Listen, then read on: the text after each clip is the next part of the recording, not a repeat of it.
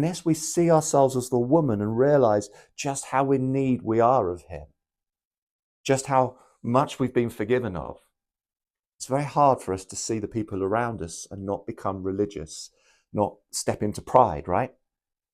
Because we go, well, I don't do that. I don't live like that. I read my Bible. I go to church. And very quickly we place ourselves on a pedestal. And when we place ourselves on a pedestal, what do? We become arrogant. We look down on people. In this story, there's not a single example of Jesus looking down on this woman. He sits so that he's lower than her. He asks her for a drink because he wants to receive her devotion. He speaks to her not as a Samaritan, not merely as a woman, not someone who's had 5 marriages, but he speaks to her as someone who he loves radically and who he wants to have relationship with. Now, if Jesus, the King of Glory, can do that, my prayer is that I'll be able to do that.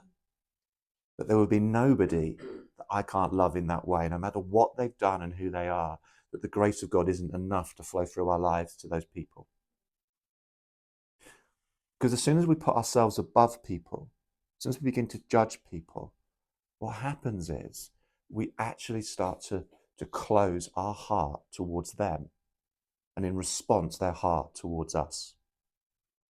And there is no heart-to-heart exchange of living water.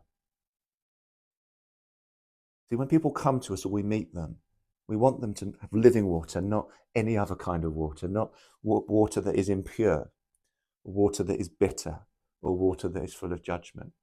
Because there's none of that in this story. There's just the pure living water of who Jesus is.